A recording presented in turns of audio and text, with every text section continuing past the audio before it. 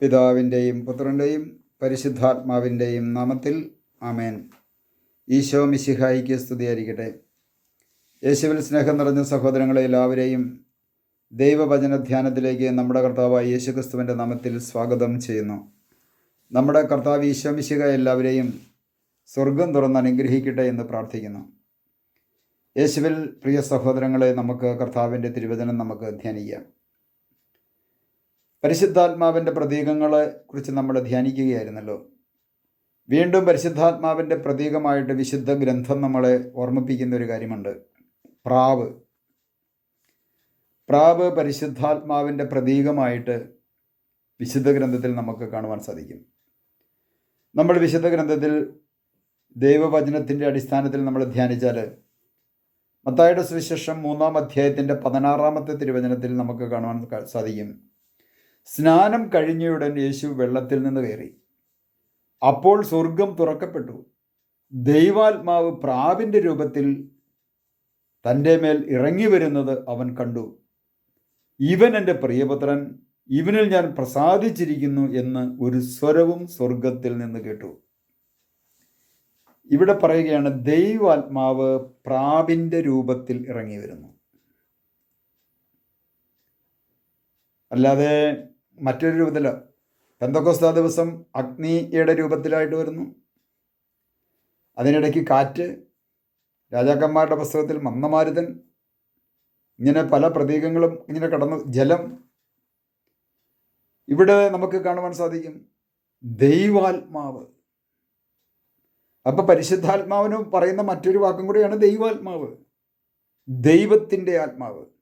കണ്ടോ, ദൈവത്തിൻ്റെ ആത്മാവ് യേശുവിലേക്ക് ഇറങ്ങി വരുന്നു. യേശുവിലേക്ക് ഇറങ്ങി വരികയാണ്. യേശുവിൻ്റെ പരസ്യ ജീവിതത്തിൻ്റെ ആരംഭമാണ്. മത്തായിയുടെ സുവിശേഷത്തിൽ 3-ാം അധ്യായത്തിൻ്റെ 13 മുതൽ യേശുവിൻ്റെ ജ്ഞാനസ്നാനവുമായി ബന്ധപ്പെട്ട് പഠിപ്പിക്കുന്നൊരു ഭാഗമാണ്. യേശു സ്നാപയോഹന്നാൻ്റെ അടുത്തേക്ക് വരുന്നു. സ്നാപയോഹന്നാൻ അനുതാപത്തിൻ്റെ സ്നാനം കൊടുക്കുന്നു. രണ്ടുടുപ്പുള്ളവന് ഒന്നില്ലാത്തവന് കൊടുക്കട്ടെ എന്ന് പറഞ്ഞുകൊണ്ട് പ്രഘോഷിക്കുന്ന ഒരു സ്നാപയോഹന്നാൻ.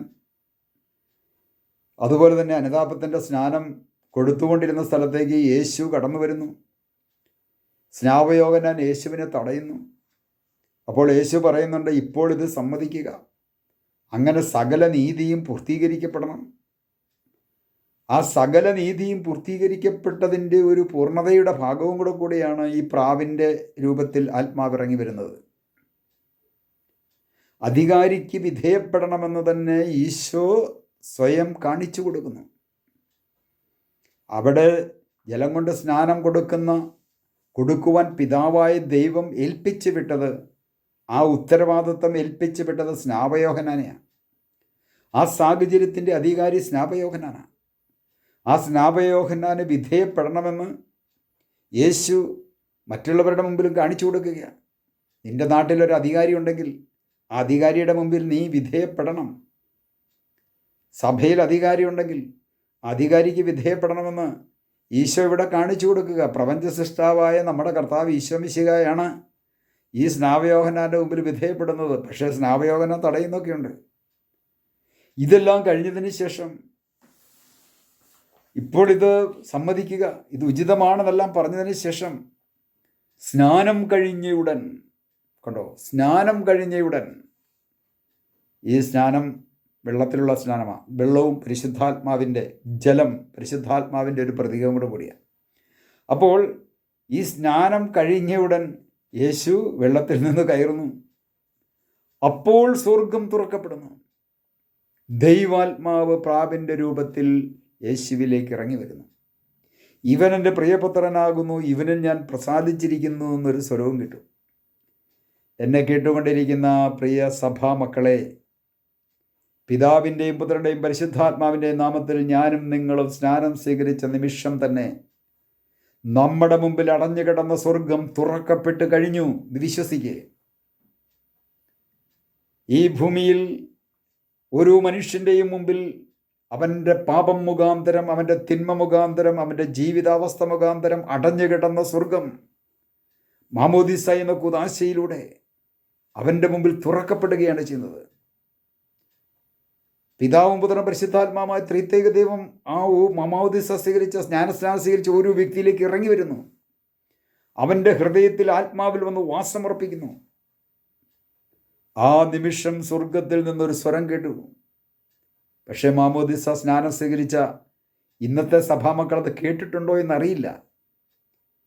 എന്നാൽ അവരുടെ ആന്തരികമായ ഒരു കേൾവി തുറന്നിരുന്നുവെങ്കിൽ അവർ കേൾക്കുമായിരുന്നു. ഈ വചനത്തിൽ വിശ്വസിക്കുന്ന വ്യക്തിയെ സംബന്ധിച്ച് കേൾക്കും. തലതൊട്ടപ്പനായിട്ടോ തലതൊട്ടമ്മയായിട്ടോ നിൽക്കുന്ന വ്യക്തിക്ക് കേൾക്കാൻ പറ്റും. ഇവൻ എൻ്റെ പ്രിയപുത്രനാകുന്നു, ഇവനിൽ ഞാൻ പ്രസാദിച്ചിരിക്കുന്നു എന്നൊരു സ്വരം യേശുവിനെ കേൾക്കാൻ സാധിച്ചുവെങ്കിൽ, സ്നാപയോവനാണ് കേൾക്കാൻ സാധിച്ചുവെങ്കിൽ, ഇവനെ ഞാൻ എൻ്റെ പുത്രനായി സ്വീകരിച്ചിരിക്കുന്നു, ഇവൻ എൻ്റെ പ്രിയപുത്രനാണ്, ഇവൻ എൻ്റെ പ്രിയപുത്രിയാണ്, ഇവനിൽ ഞാൻ പ്രസാദിച്ചിരിക്കുന്നു എന്നൊരു സ്വരം സകലരും കേട്ടിട്ടുണ്ട്.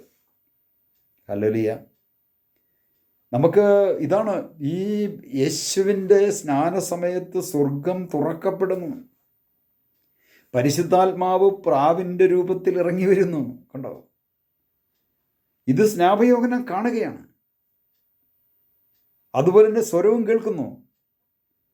പ്രിയ സഹോദരങ്ങളെ, തിരിച്ചറിയണമേ, പരിശുദ്ധാത്മാവിൻ്റെ മറ്റൊരു പ്രതീകമാണ് പ്രാവ്. അതുകൊണ്ടാണ് ആരും പ്രാവിനെ തല്ലിക്കൊല്ലാനോ ഉപദ്രവിക്കാനൊന്നും പോകത്തില്ല. നിഷ്കളങ്കമാണ് ആത്മാവ്, പ്രാവിൻ്റെ രൂപം. അപ്പോൾ ആത്മാവിൻ്റെ, പരിശുദ്ധാത്മാവിൻ്റെ ഒരു പ്രതീകമാണ് പ്രാവ്.